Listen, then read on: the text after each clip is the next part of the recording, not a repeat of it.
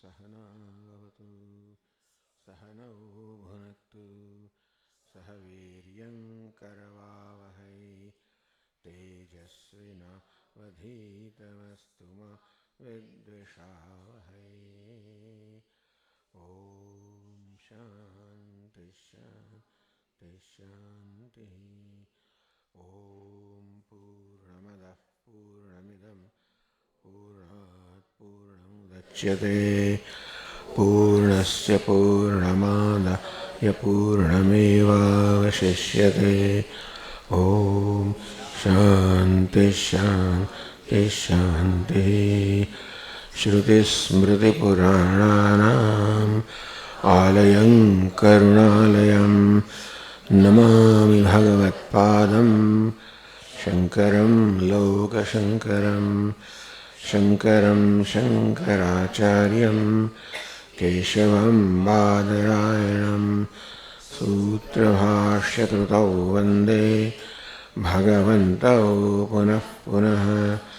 ईश्वरो गुरुरात्मेति मूर्तिभेदविभागिने व्योमवद्व्याप्तदेहाय दक्षिणामूर्तये नमः। ॐ पार्थाय प्रतिबोधितां भगवता नारायणेन स्वयं व्यासेन ग्रथितां पुराणमुनिना मध्ये महाभारतम् अद्वैतामृतवर्षिणीं भगवतीम् अष्टादशाध्यायिनीम् अम्ब त्वामनुसन्दधामि भगवद्गीते भवद्वेषिणीम्। यं ब्रह्मा वरुणेन्द्ररुद्रमरुतः स्तुन्वन्ति दिव्यैस्तवैः वेदैः साङ्गपदक्रमोपनिषदैः गायन्ति यं सामगाः ध्यानावस्थिततद्गतेन मनसा पश्यन्ति यं योगिनः यस्यान्तन्न विदुःसुरासुरगणाः देवाय तस्मै नमः।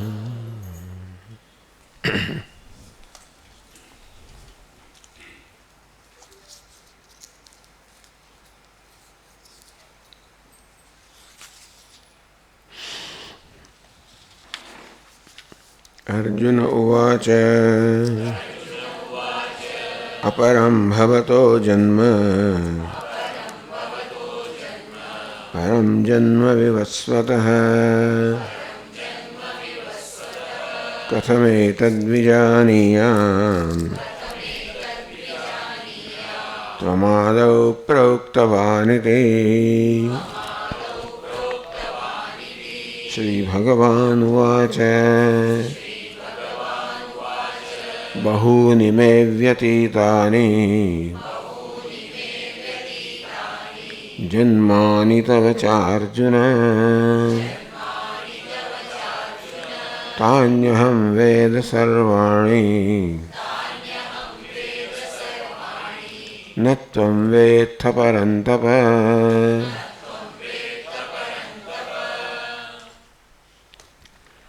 अर्जुन बोले हो अपरम भवतो जन्म परम जन्म विवस्वतः। भगवान કહે છે કે સૃષ્ટિના પ્રારંભમાં વિવસ્વાનને અર્થાત સૂર્યને મેં જે ઉપદેશ કરેલો એ જ જ્ઞાનનો ઉપદેશ મેં તને આજે કર્યો છે.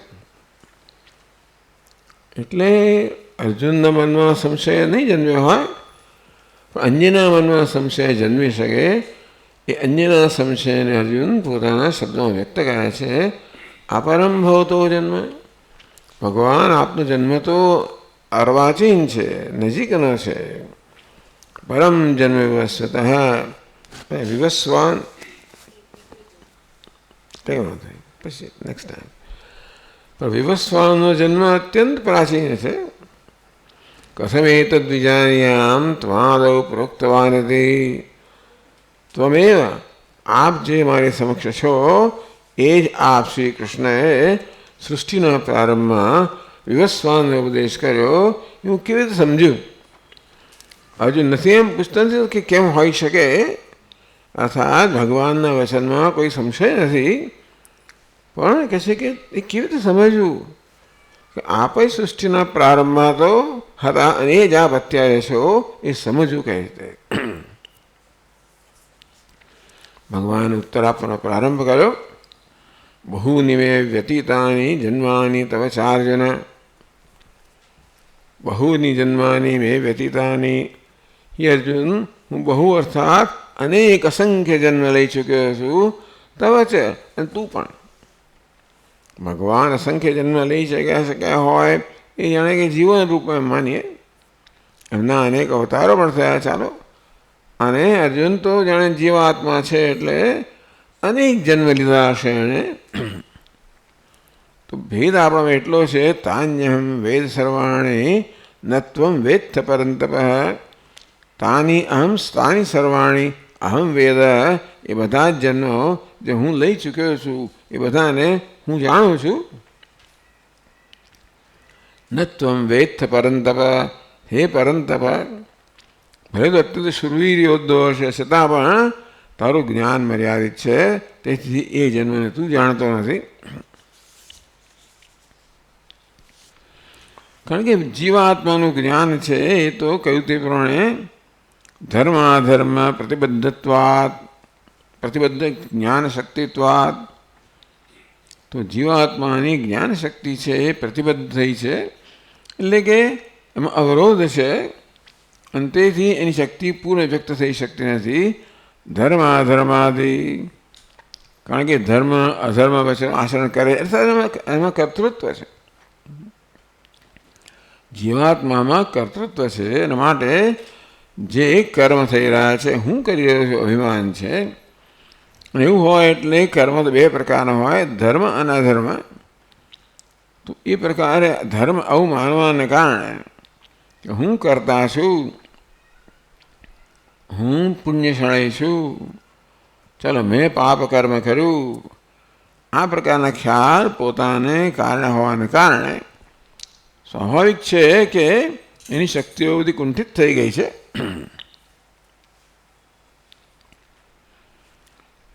અહમ પુનઃ એટલે અર્જુન એટલે જીવાત્માની જ્ઞાન શક્તિ છે એ આ પ્રકાર કુંઠિત થઈ ગઈ છે.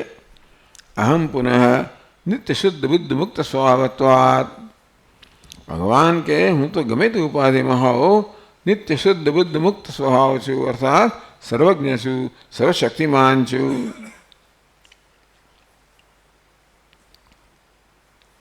અનાવરણ જ્ઞાન શક્તિ, મારા ઉપાધિ કોઈ રીતે મારી જ્ઞાન શક્તિને કુંઠિત કરી શકતી નથી. ઇતિ આટલો ફેર છે ભગવાન કે મારામાં અર્થાત અવતારમાં અને તારામાં અર્થાત જીવમાં આટલો ફેર છે.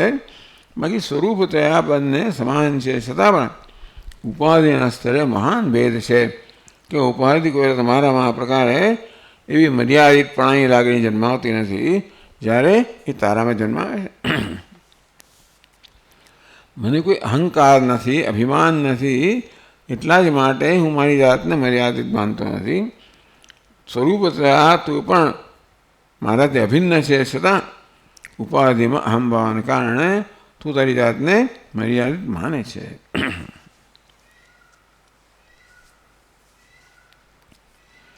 હવે આગળ કહે છે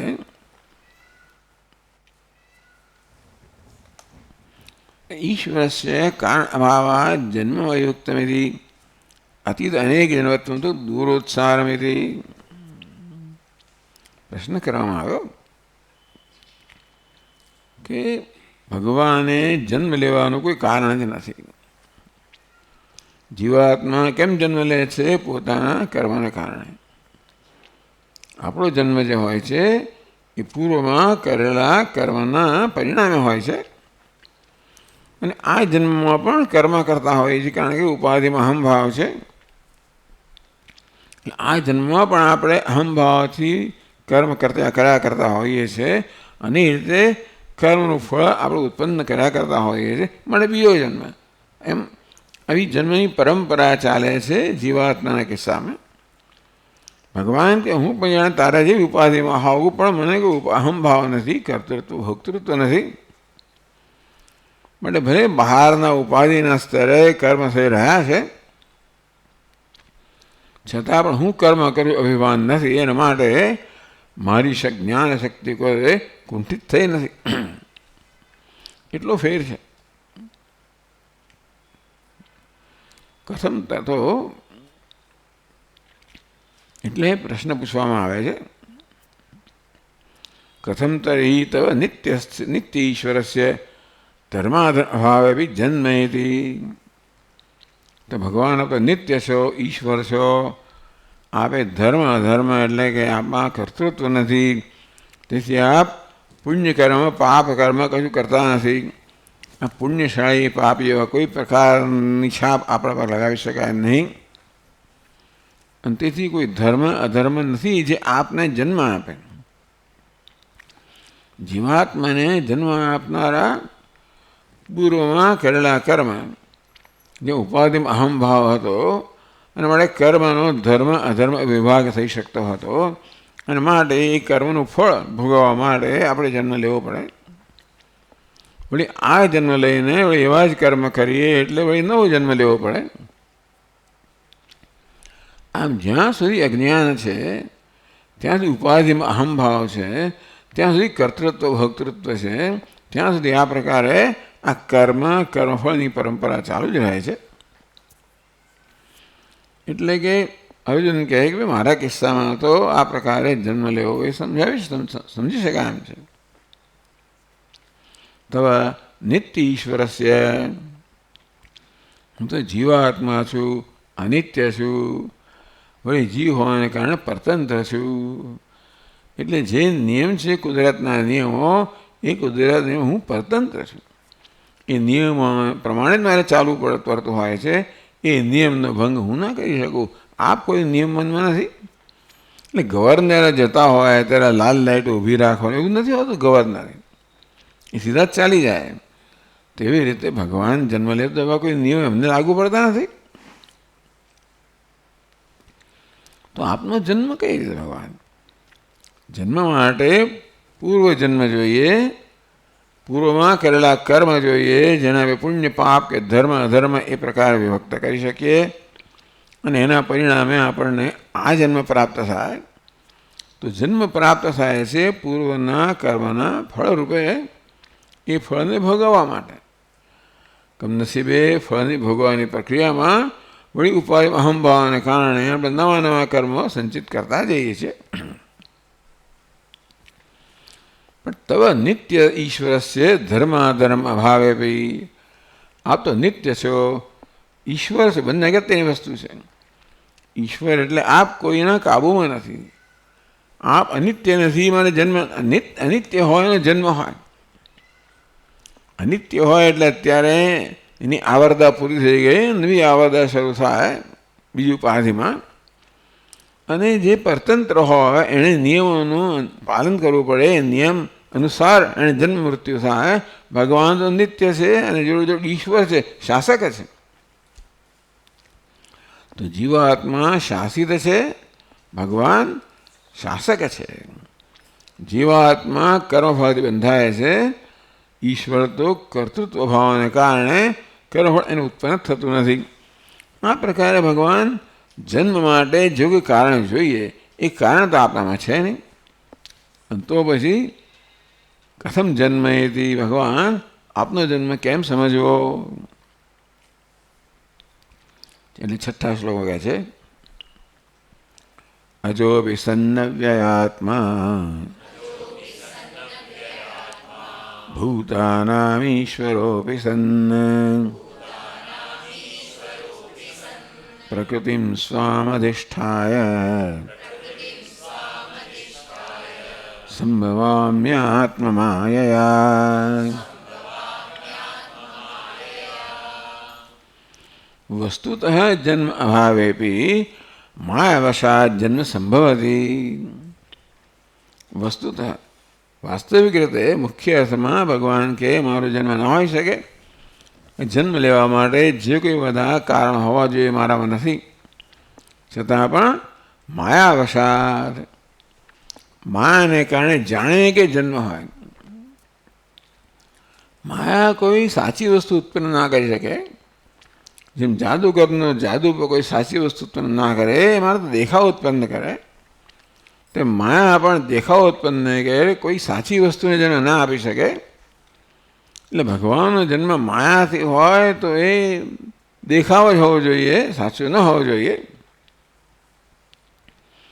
આ પ્રકારે જે ન સમજાવી શકાય એ વસ્તુઓને વેદાંત માયાથી સમજાવે છે. જે આમ સમજી ન શકાય, આમ તો જગતમાં કશું સમજી શકાય એવું નથી. એટલે માયા સર્વત્ર વ્યાપ્ત છે એમ આપણે કોઈ કહી શકીએ. પણ આ કિસ્સામાં તો ઈશ્વરનો જન્મ સમજાવી જ ન શકાય, પોતે જ કહે છે. તો માયાવશાત જન્મ સંભવતી, પણ માયાને કારણે માયાનો વશ થઈને જન્મ સંભવિત છે એ ભગવાન કહે છે.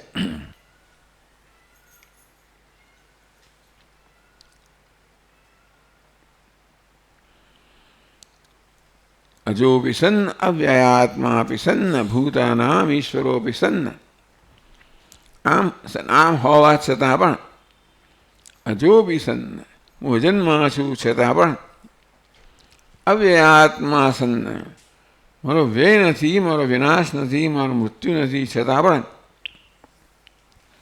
ભૂતાનામ ઈશ્વરોપી સન્ન, અને બધા પ્રાણીઓનો ઈશ્વર છું, શાસક છું.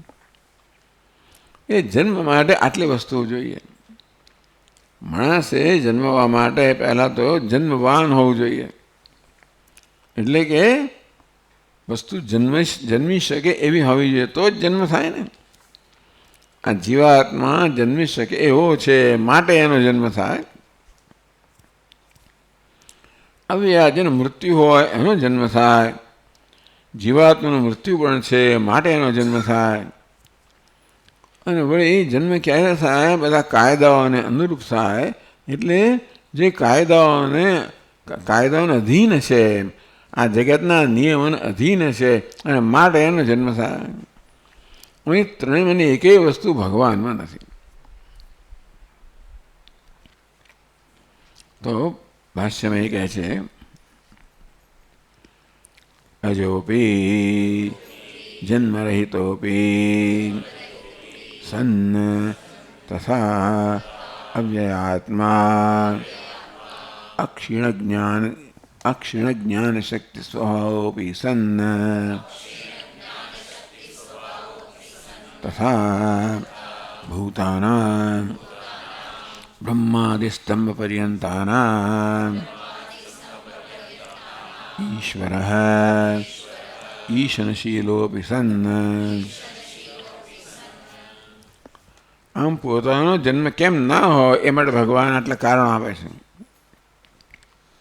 આ શ્લોકની પહેલી પંક્તિમાં ભગવાન 3 કારણો આપે છે કે ભાઈ મારો વાસ્તવિક જન્મ, પોતાનો વાસ્તવિક જન્મ ના હોય માટેના 3 કારણ ભગવાન આપે છે.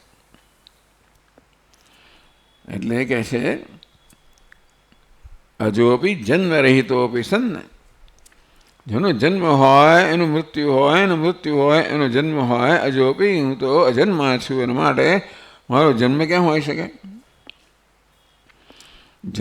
જન્મવાન હોય, જન્મી શકે એવો હોય એનો જન્મ હોય.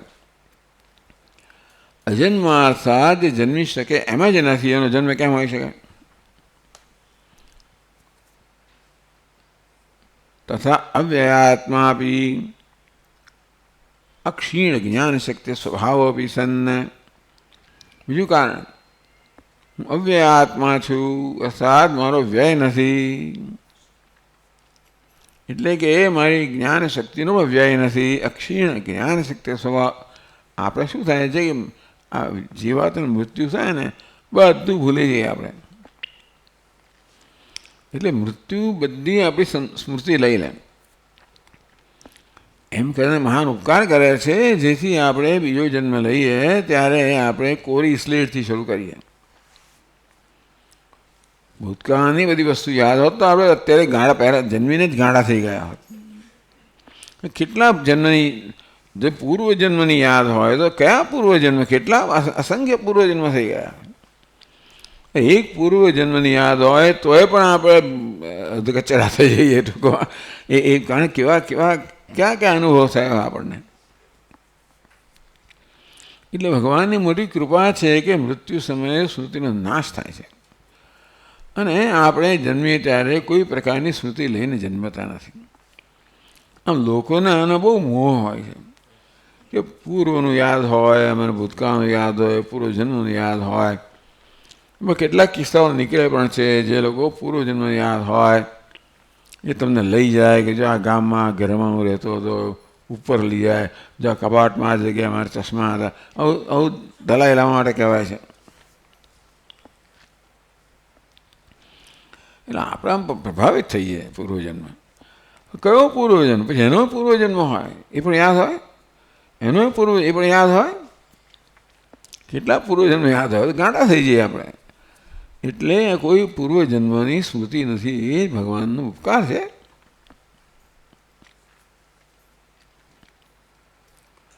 અક્ષીણ જ્ઞાન શક્તિ સ્વભાવિસન્ન,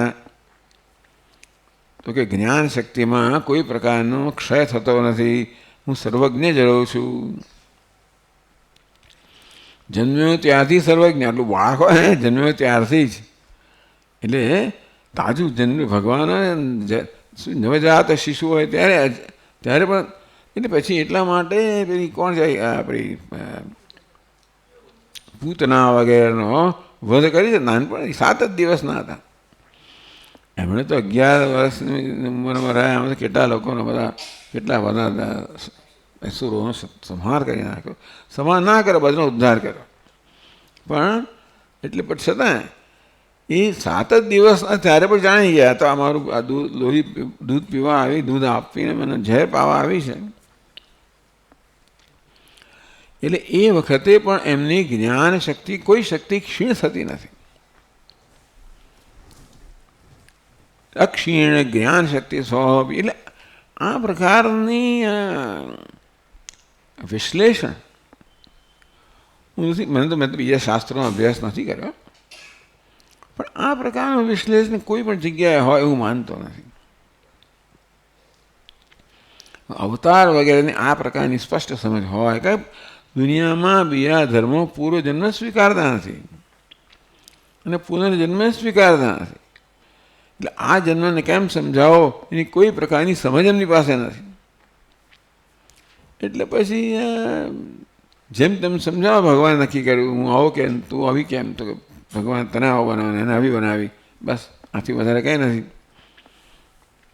અક્ષીણ જ્ઞાન શક્તિ. તો બે જીવોની બધી જ્ઞાન શક્તિ બધું ક્ષીણ થઈ જાય તો અવતારમાં અને જીવાત્મામાં આટલો ફેર છે કે ભગવાન કે કોઈ જન્મ્યો ત્યાંથી પણ અક્ષીણ જ્ઞાન શક્તિ સ્વભાવ આપી મારી જ્ઞાન શક્તિમાં અને બીજી કોઈ બધી શક્તિઓમાં પણ સર્વજ્ઞ સર્વશક્તિમાન એ બધામાં જન્મ વખતે પણ કોઈ ફેરફાર નહીં.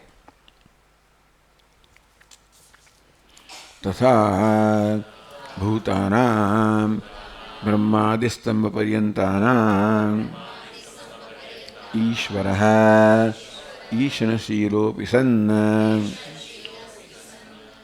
તથા તેવી રીતે ભૂતાનામ ઈશ્વરોપિ સન્ન. ઈશ ધાતુને આવી રીતે ઈશ વરચ પ્રત્યે લાગે છે. એનો અર્થ શીલ એટલે સ્વભાવ છે. ઈશ્વર એટલે ઈશ એટલે કે શાસન કરવું. તેથી શાસન કરવું એ ભગવાનનો સ્વભાવ છે. એટલે કહે છે કે ઈશનશીલોપિ સન્ન ભૂતાનામ ઈશ્વરોપિ સન્ન. પ્રાણી માત્રનો આમ બ્રહ્માદિ સ્તંભ પર્યંતાનામ બ્રહ્માજીથી માંડીને સ્તંભ સુધી. સ્તંભ એટલે કોઈ કીડો નામ કોઈ હશે, કીડી કે સ્તંભ એટલે થાંભલો. કોઈને કે બ્રહ્મા તો જીવંત ચેતન છે અને આ સ્તંભ ક્યાં ચેતન છે? એટલે કોઈ સ્તંભનો અર્થ કર્યો કે ઝીણું ઝીણું કંઈક જીવડું. જગતમાં જે કંઈ છે એ બધાના ઈશ્વર, બધાનો ઈશ્વર છું, બધાનો શાસક છું. એવું કશું જ નથી જે મારા નિયમની બહાર હોય. ટૂંકમાં મારે જન્મ તો આપણે લેવો પડે પોતે સમજાવે છે. ક્યારે આપણે જ્યારે કોઈ કાયદાને વશ હોઈએ ત્યારે, કર્મના નિયમને વશ હોઈએ ત્યારે.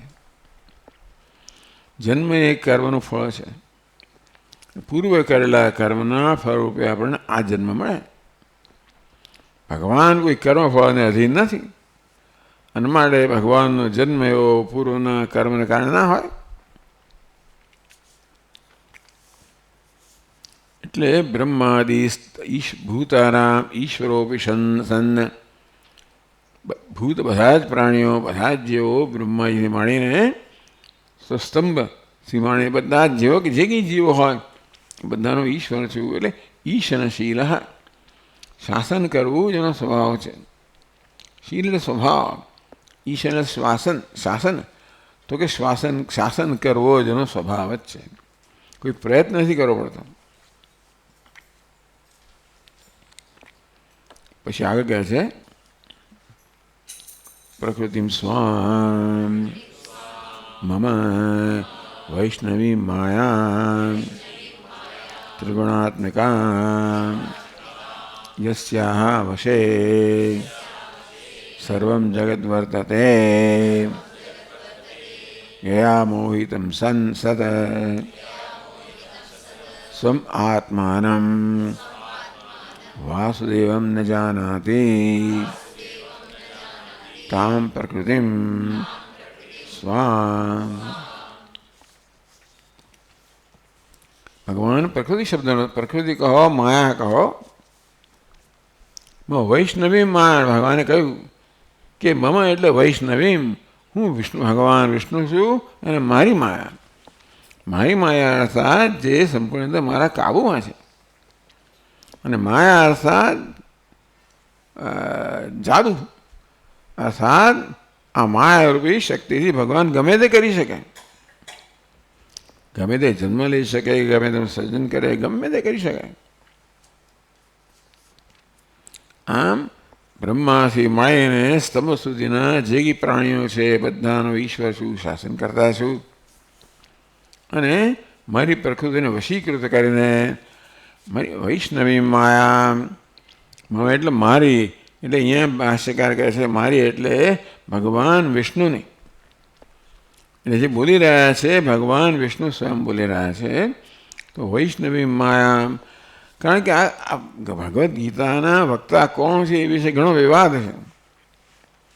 એટલે ભાષ્યકાર સ્પષ્ટ છે કે ભગવાન વિષ્ણુ એના અવતાર રૂપે, શ્રી કૃષ્ણ અવતાર રૂપે છે, અને એ જ ભગવદ્ ગીતાનો ઉપદેશ કરનાર છે. મારી વૈષ્ણવી માયા ત્રિગુણાત્મિકા, સત્વરજસ તમો ગુણાત્મિકા માયા. તો માયા કોને કહેવાય? તો કે જે અશક્ય વસ્તુને શક્ય બનાવે, એમને માયા. એટલે અઘટિત ઘટના પટીયસી માયા. અઘટિત એટલે જે ઘટિત નથી, અર્થાત જે સમજાવી શકાય એમ નથી, જે શક્ય નથી.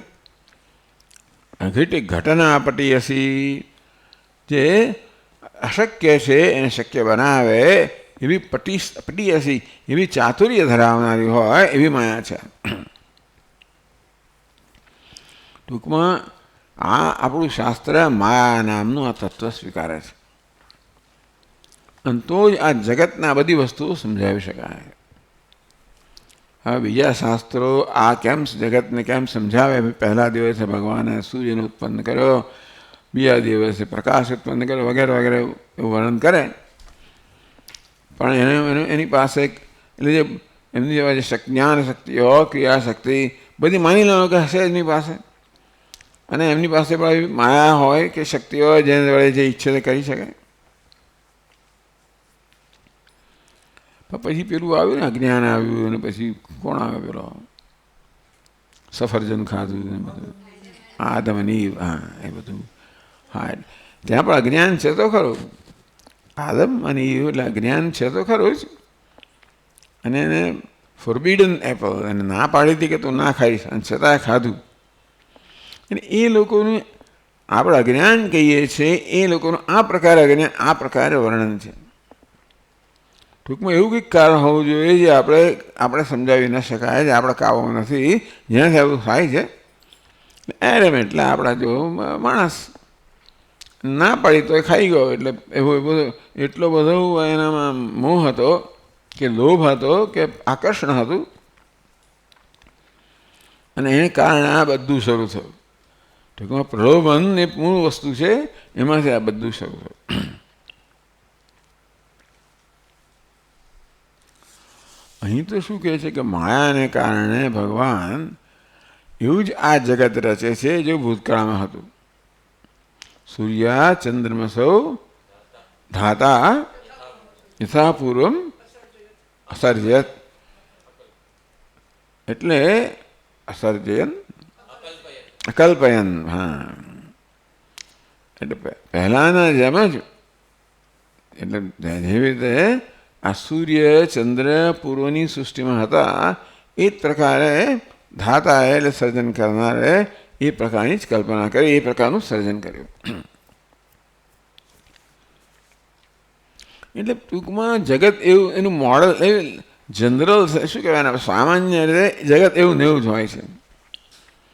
વિગતો જુદી હોય પણ મુખ્ય વસ્તુઓ, મુખ્ય નિયમો છે એ બધા એવા ને એવા જ હોય. આમ દરેક સૃષ્ટિમાં મનુષ્ય હોય, પેલા હોય, ઠીક બધું હોય જ, ખાલી એનો પ્રકાર થોડો જુદો હોય. કર્મને કારણે થોડો પ્રકાર જુદો હોય, ચહેરો મોરો જુદો હોય, પેલું હોય, પણ બાકી બધું સરખું હોય કે ના હોય, આપણને એમાં કોઈ રસ હોય એ પ્રકારે આપણે સમજાવી શકીએ. વૈષ્ણવી માયા ત્રિગુણાત્મિકા યસ્યા વશે શ્રમ જગત વર્તતે. મારી ત્રિગુણાત્મિક માયા, સત્વરજસ્તમો ગુણાત્મિકા માયા, જેના વશમાં સમગ્ર જગત છે. આ માયા મારા વશમાં છે અને જગત માયાના વશમાં છે. માયાવી કહો, જાદુગર કહો, જાદુ એના વશમાં હોય, અને જે બધા પ્રેક્ષકો છે એ બધા એના જાદુના વશમાં હોય. આમ આપણે શું કહીએ ને, નજરબંધી. બરાબર, નજરબંધી કરે બધા લોકો, એટલે એનાથી મોહિત થઈ જાય. કોઈને ખબર ના પડે કે આ માયા છે, એકલા જાદુગરને ખબર હોય. એવું ભગવાનની આ માયા છે. નજરબંધી કે એટલે આપણે અજ્ઞાની છીએ, આપણે કંઈ ખબર ના હોય, અને ભગવાનને બધી ખબર હોય. એ જ મોડલ છે માયા, એટલે જ જાદુ. એ જાદુમાં જે પ્રકારની વ્યવસ્થા છે એવી જ વ્યવસ્થા માયામાં છે.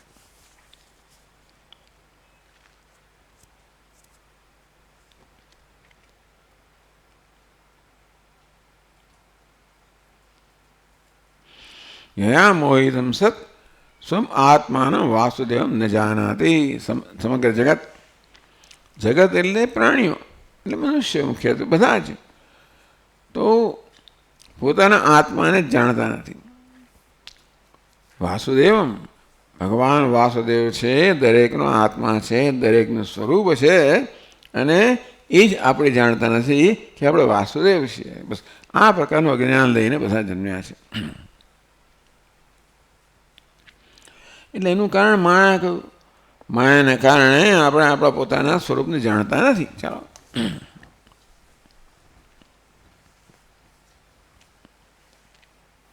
તામ પ્રકૃતિમ સ્વામધિષ્ઠાય વશીકૃત્ય સંભવામી દેહવાન ઇવ ભવામી જાતઃ ઇવ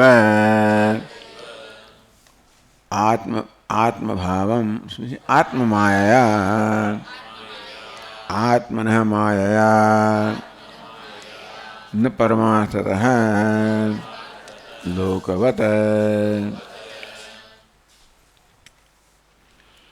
તો જે માયાથી મોહિત થઈને આ જગત એટલે મનુષ્યો પોતાના આત્માને જ જાણતા નથી. વાસુદેવ સ્વયં પોતાનું સ્વરૂપ છે એને જ જાણતા નથી. એટલે આ પ્રકારે આપણે માયાને કારણે અજ્ઞાન ચાલકો, આ વ્યક્તિ જે અજ્ઞાન છે આપણું, એનું કારણ છે માયા, સમષ્ટિ માયા. ધારો કે આ વ્યષ્ટિ અજ્ઞાનનું કારણ છે એવું માનવું હોય તો વાસુદેવમ સ્વ આત્માનમ ન જાનાતી. કંઈક કારણ તો આપવું જ પડે ને આ જગતના જન્મ માટે, આપણા જન્મ માટે, આપણા જીવન માટે, આપણા અનુભવો માટે, આપણા સુખ દુઃખ માટે કંઈ કારણ તો હોવું જ જોઈએ.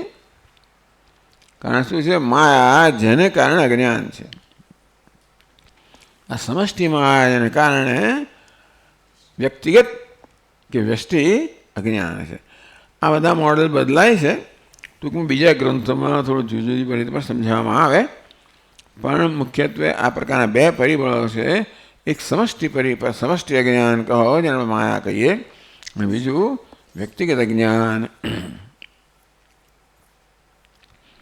આ સમજાવવા માટે ઘણા બધા આપણને મોડેલો આપવામાં આવે છે અને બહુ બધા ગૂંચવાઈ દેવા હોય છે. હા, કારણ કે આ દરેકની માયા, દરેકનું અજ્ઞાન જુદું. ને પછી કેવી રીતે? તો કંઈક આવો ધારો કે દરવાજો હોય, ગ્લાસ કાચનો હોય, પેલા ઘણા દરવાજા એવા હોય છે ને બધા જાણે કે પેલા આપણે હથોડાથી ટીપેલા હોય ને, એટલે દરેક જુદા પેલા દરેક જુદા જુદા અરીસા થઈ જાય. એ દરેક અરીસો જુદું જુદું બતાવે. એવું કંઈક બધું સમજાવે છે કે આ બધાની આ રીતે દરેકને જુદું બતાવે. એટલે જેમ જેમ તમે આમાં ઊંડા ઉતરતા જાઓ તેમ તેમ આ તર્ક છે એ પણ સૂક્ષ્મ ને સૂક્ષ્મ વિકાસ થતો જાય. આપણે સંતોષ છે કે આપણે સમજી ગયા તો ચિંતા નથી, પણ બધાને એવો સંતોષ ના હોય, બધા આપણે એમ સ્વીકારી ના લે બધા ટૂંકમાં, અને તો પછી તમારે વધારે ઊંડાણમાં જવું પડે. તો યયા મોહિતમ સત સ્વાત્માનમ વાસુદેવમ ન જાનાતી. આ માયાજનથી મોહિત થઈને આ જગત પોતાના આત્માને વાસુદેવને જાણતું નથી. તામ પ્રકૃતિ, આ પ્રકૃતિ એટલે પ્રકૃતિ શું કરે છે? યયા જગત સર્વમ પ્રવર્તતે, જેના વડે સમગ્ર જગત વશે, જેના વશમાં સમગ્ર જગત છે, અને જેનાથી મોહિત થઈને આ જગત પોતાના સ્વભાવને આ સ્વરૂપને જાણતું નથી.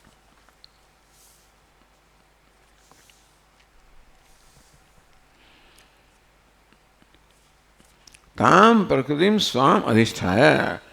અહીં મારી પ્રકૃતિ કહો, માયા કહો. પ્રકૃતિ એટલે સ્વભાવ. મારી પ્રકૃતિ, ક્યારેક પ્રકૃતિ શબ્દ વાપરે છે, ક્યારેક માયા શબ્દનો પ્રયોગ થાય છે.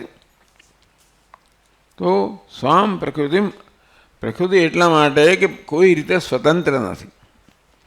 કદાચ કોઈને એવું લાગે કે આ માયા છે એ સ્વતંત્રતા કામ તો નહીં કરતી હોય ને, પ્રકૃતિ એટલે સ્વભાવ.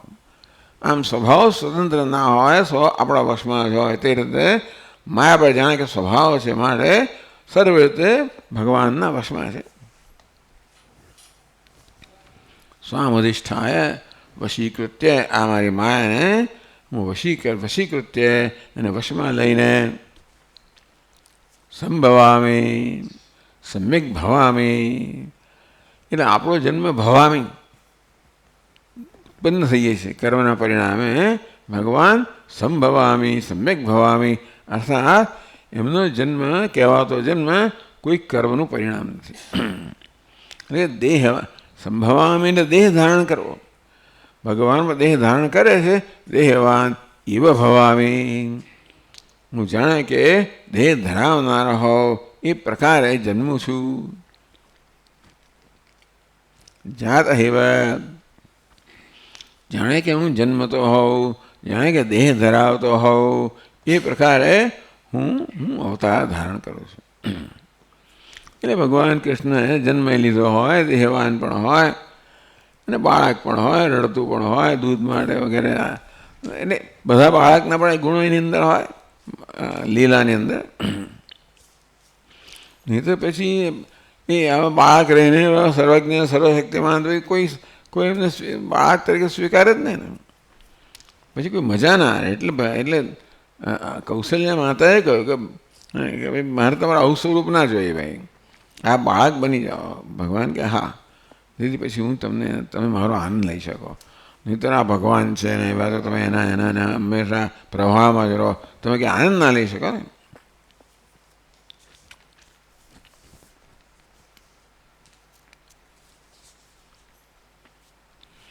આત્મમાયા આત્મન માયા, ષષ્ઠી તત્પુરુષ, મારી માયાથી ન પરમાર્થ, હું મારી માયાથી જાણે કે જન્મ લઉં છું, જાણે કે દેહ ધરાવું છું, જાણે કે આ બધા કર્મ કરું છું, ન પરમાર્થતઃ વાસ્તવમાં હું પરમાત્મા જન્મતો પણ નથી, દેહ પણ ધરાવતો નથી, કર્મ પણ કરતો નથી, કર્મ ફળ બાકી એમને જીવન બધું આવે. આમ તો કર્મ એ કરતા હોય ને કર્મ ફળે ભોગવતા હોય ને.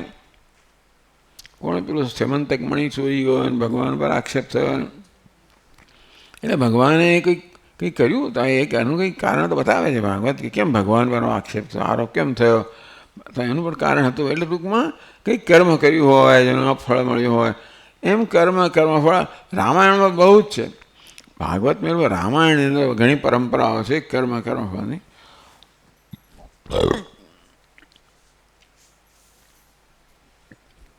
આત્મના માયા ન પરમાર્થ લોકવત.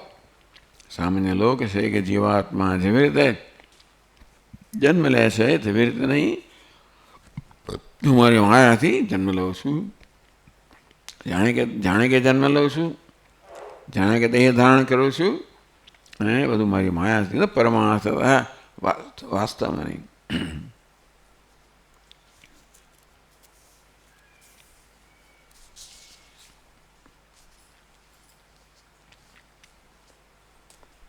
ચાલો અહીંયા જ વિરામ લઈશું આપણે.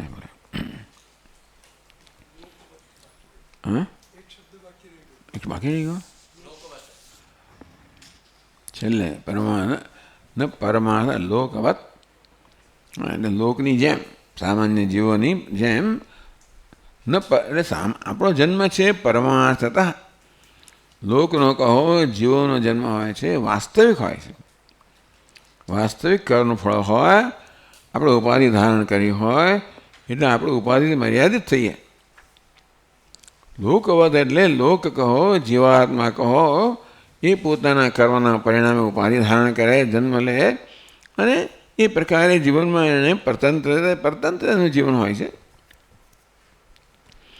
ભગવાન પરતંત્ર નથી હોતા. ભલે એ પણ જીવની જેમ જાણે કે વર્તતા હોય, એ રડતા હોય ને આખડતા હોય ને બધું કરતા હોય, પરંતુ ભગવાન પરતંત્ર નથી હોતા. એ પ્રકારે જીવની કોઈ મર્યાદા ભગવાનમાં નથી. એ તો એની લીલાને કારણે દેખાડે, બાકી કોઈ નથી. એટલે લોકવત ન પરમાર્થ. સામાન્ય લોકમાં જીવની અંદર જેમ વાસ્તવિક આ દેહ ધારણ કરવાનો હોય, વાસ્તવિક જન્મ હોય, વાસ્તવિક દેહ ધારણ કરવાનો હોય, વાસ્તવિક કર્મ હોય, એવું પરમાર્થ એટલે વાસ્તવિક. અહીં પરમાર્થ એટલે પારમાર્થિક સત્તાની વાત નથી કરતા, પણ વાસ્તવિક રીતે ભગવાન કે લોકવત, લોક એટલે જીવો જેવી રીતે વાસ્તવિક રીતે જન્મ ધારણ કરતા હોય એવું મારું નથી. હું જાણે કે જન્મ ધારણ કરું છું એવો માત્ર દેખાવ ઉત્પન્ન કરું છું. ઓમ પૂર્ણમદઃ પૂર્ણમિદં પૂર્ણાત પૂર્ણમુદચ્યતે પૂર્ણસ્ય પૂર્ણમાદાય પૂર્ણમેવાવશિષ્યતે. ઓમ શાંતિ શાંતિ શાંતિ. શંકરં શંકરાચાર્યં કેશવં બાદરાયણં સૂત્રભાષ્યકૃતૌ વંદે ભગવन्तौ પુનઃ પુનઃ. ઈશ્વરો ગુરુરાત્મેતિ મૂર્તિભેદવિભાગિને વ્યોમવદ્વ્યાપ્તદેહાય ઓમ શાંતિ શાંતિ શાંતિ. હરિ ઓમ. શ્રી ગુરુભ્યો નમઃ. હરિ ઓમ.